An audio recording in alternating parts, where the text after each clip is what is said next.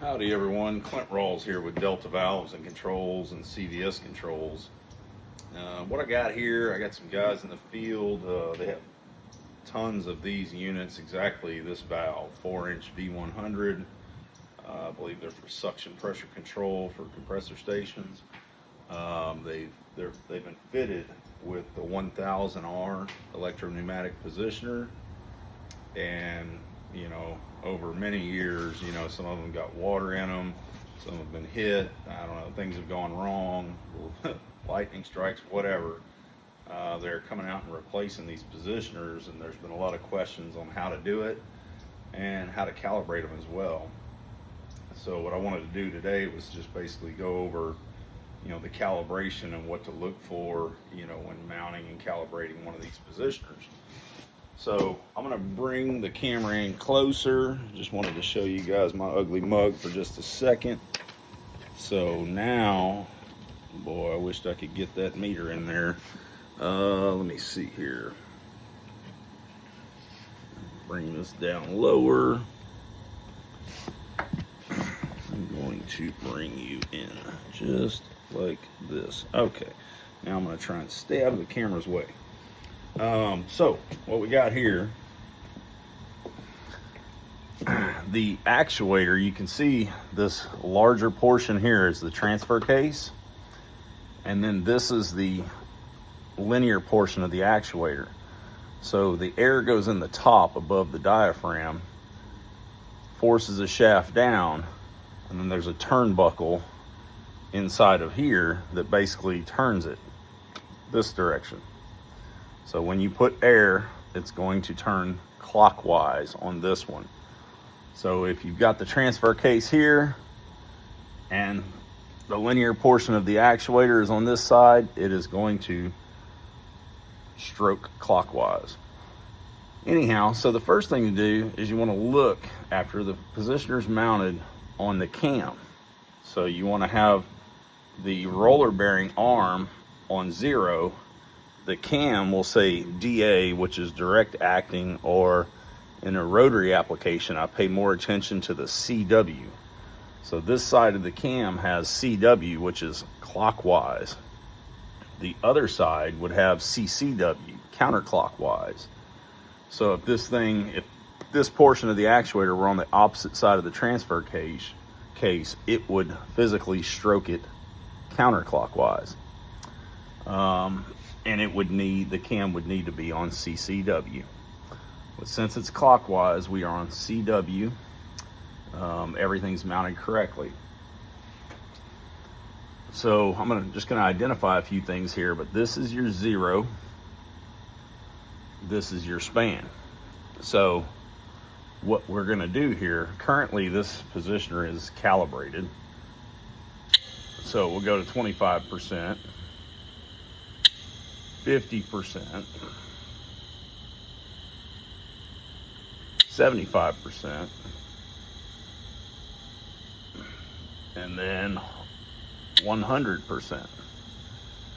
So I'm going to mess the 0 up.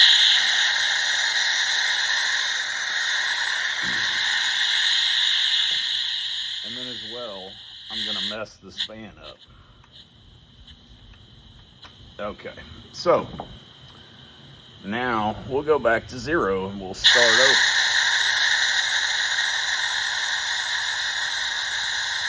So 0 is 4 milliamps. You can see I've still got output on the gauge at 0%. So I need to adjust this 0 until you want to be very, very precise. So you want this thing to, at 4 milliamps, just barely drop off to 0. So you'll see it almost looks like nothing, but it's not touching the needle quite yet. Right there. So you back down till it's 0 output on the gauge. So now we'll just stroke it up. I can tell you it spans. So we went towards the negative when I adjusted it, the minus. There's a minus and a plus here. We went towards the minus on the span. So you can see at 25%, it barely moved. 50% barely moved. 75%, we're at about 25%. 100%, we're not even to 50% open. So that tells me right away we have to increase our span. So that means we need to screw this screw until it moves this towards the positive. Alrighty, so that would be counterclockwise.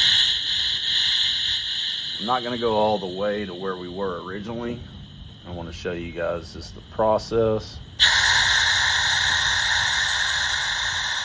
So after adjusting the span, you always want to go back to 0 or 4 milliamps. You see we got 0 on this, but it's not going to be right. So we need to adjust the 0. We need to make this jump. Okay, you see the needle jumped? Now we got to bring it back down to just right at 0 output. Like I said, just till that needle drops completely off about there. Now, oh shoot, sorry. I went to 100%. So 25%, we're obviously not there. 50%, we're obviously not there. 100%. Oh look, now we're getting to 70% open. So we're getting closer. Now I'm going to go back to 0.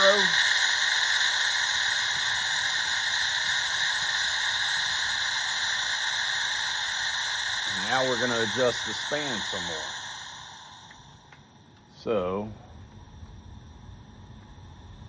I'm going to adjust the span to there. And it's actually good practice if you want an accurate calibration that every time you adjust the span, you lock the set screw back down, which I don't think I mentioned originally because I'd already loosened it. You got to loosen this screw to adjust the span. Sorry about that. So now we're at 4 milliamps. We are still at 0.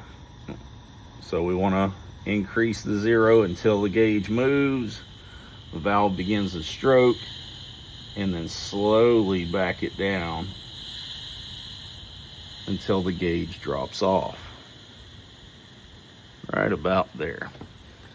All right, so now there's 25%. Whoo, I think we might have increased our span too much. There's 50%. See, we're going past 50%. 75%. Yeah, see, we're almost going wide open at 75%. So it appears we've gone too far. I don't even have to go to 20 to know that. So now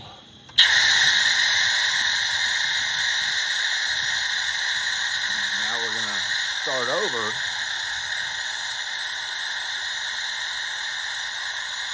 And we're going to decrease our span. So now I want to bring this towards the negative. I'm not going to go much because we're not super far off. There's maybe a turn. And sometimes you'll have to play with this back and forth. All right, so now we're at 4 milliamps or 0. We'll have to get it to move.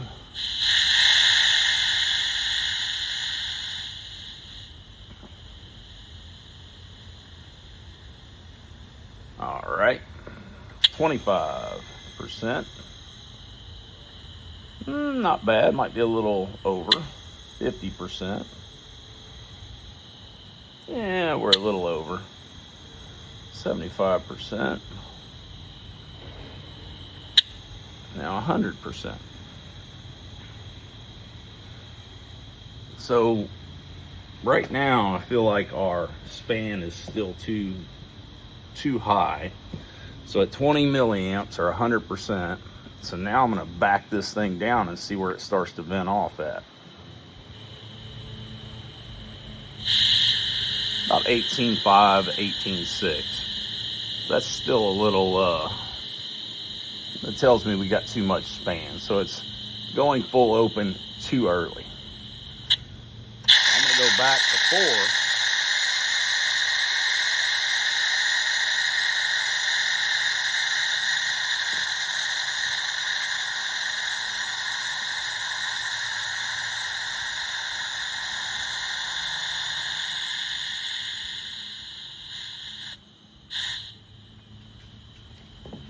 I went 1 1/4 turn. Lock that back down. All right. So now I've got it to lift. Now I'm going to bring it back to 0 output.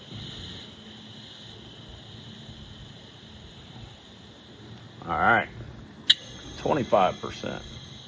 That's more like it. 50%. Woo, that line is directly in line with that cam. 75%. 100%.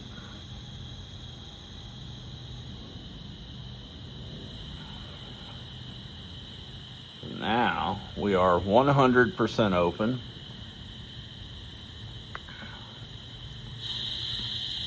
I can hear it venting at about 19.7, 19.8. That is a pretty perfect calibration. The other thing you really want to pay attention to is when you think you've got it calibrated perfect and you go to 20 milliamps, you want to make sure that this gauge loads up to whatever the supply pressure is. So this one currently is set at 35 pounds. You can see we're not actually at 35 pounds, we're at about 30. So the span is off just a minute bit. So you can see if I go to 20.8 milliamps, you see the gauge starts moving again. Now it's creeping over towards the 35. So it's actually venting off way too high. So anyhow, it's close to perfect, not perfect.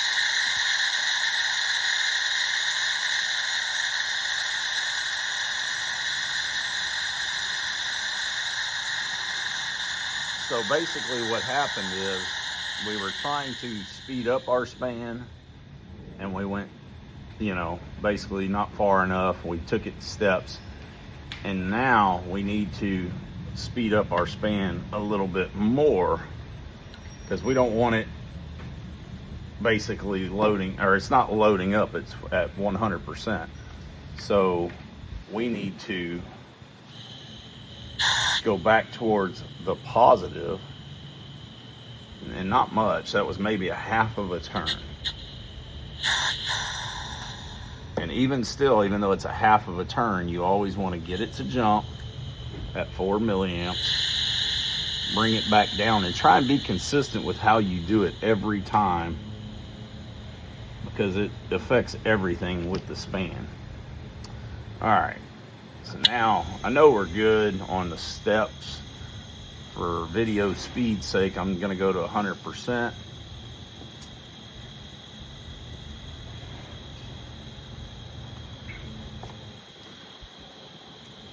All right, now the gauge is loading up.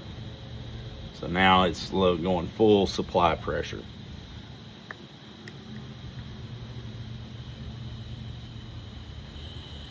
$19.4 it's venting. That's about as good as it gets for these positioners. 19.4, 19.5. I'm gonna step it back down. Now we're at 75%.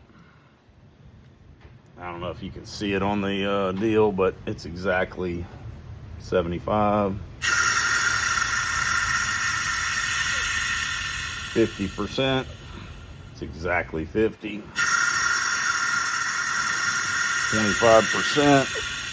Yep, if I get in line with it, it's exactly 25%. 0. Exactly 0. no output on that gauge. So that's a perfect calibration. If you got any questions, give me a shout.